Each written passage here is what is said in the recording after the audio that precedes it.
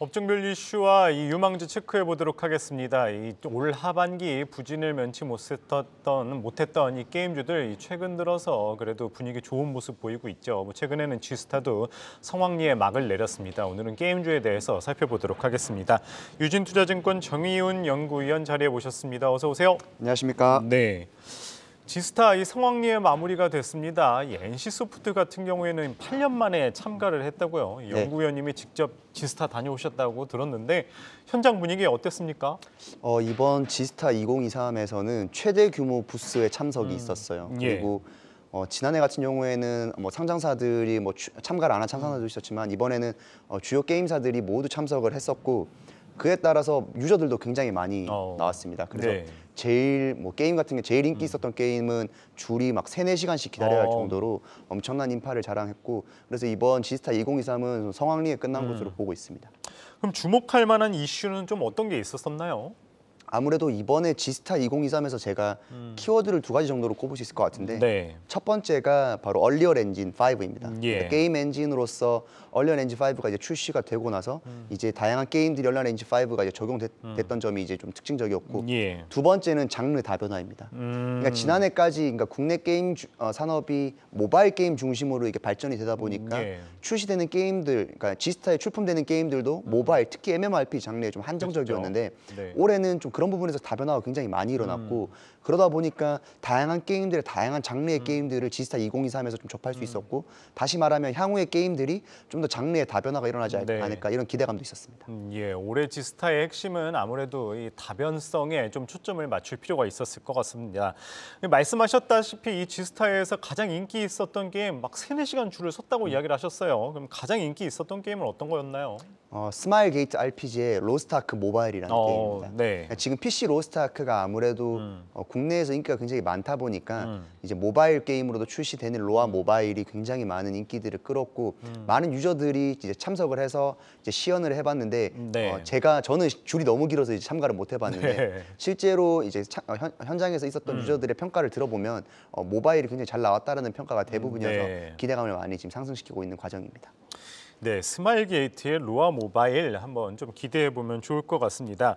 사실 작년에 또 올해 들어서 또 가장 큰 이슈를 끌었었던 게 아무래도 이제 피해 거짓이죠. 그런데 그 이후로 최근에 이제 NC소프트의 신작 이 스론 앤 리버티에 대한 관심도 커지고 있습니다. 이 NC소프트 8년 만에 참관하기도 했었고요. 이 G스타에서 공개도 됐는데 흥행 가능성 좀 연구원님은 어떻게 바라보십니까? 이 흥행 가능성이라는 부분을 좀 해석하기에 나름일 것 같은데 아무래도 흥행 가능성이 수익적인 측면, 그러니까 얼마만큼 게임이 돈을 벌 수 있는가의 측면에서 봤을 때는 기존에 있던 모바일 리니지를 이기기는 좀 힘들 것 같습니다.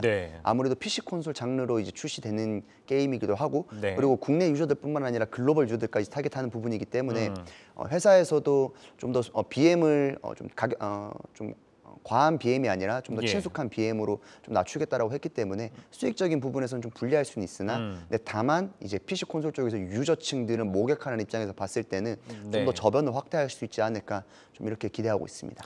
알겠습니다. NC소프트의 TL 한 번 더 기대를 해보면 좋을 것 같습니다. 앞에서도 말씀드렸다시피 이 하반기 들어서 게임주들 좋지 않았지만 최근 들어서 공매도 금지라든지 또 미국 국채 금리 하락이라든지 다양한 호재 속에 이 위메이들 중심으로 해서 좀 대형 게임주들 좋은 흐름을 보였잖아요.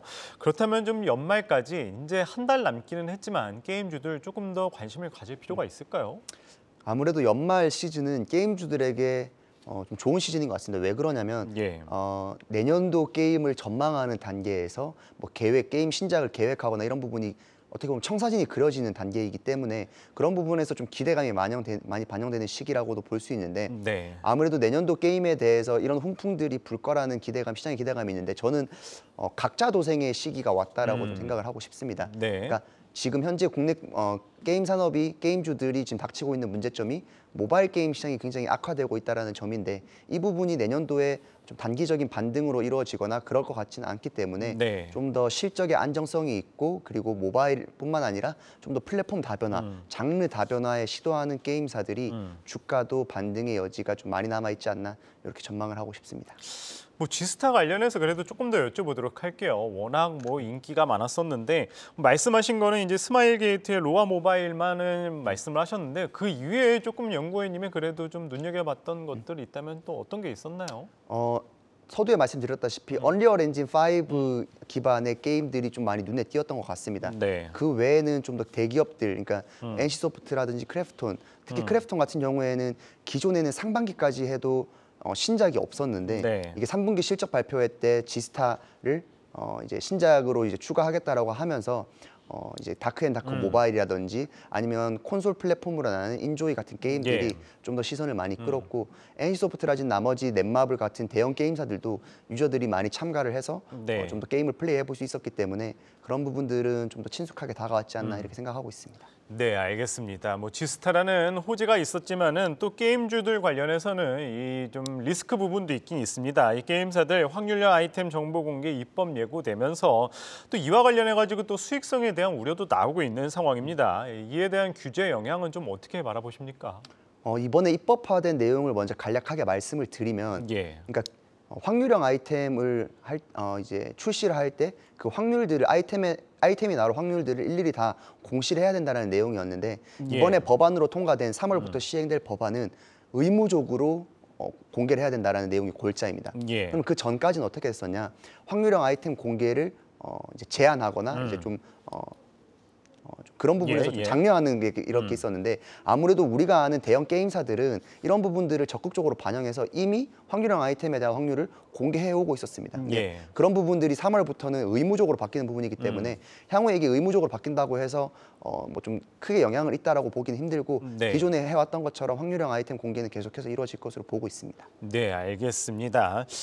뭐 어찌됐든 이 게임주 관련해서 이 모처럼 만에 최근 좋은 흐름 보이고 있어서 또 게임주들 이 보유자분들이라든지 아니면 또 새롭게 또 게임주들 또 들어가려는 분들 또 궁금할 것 같습니다.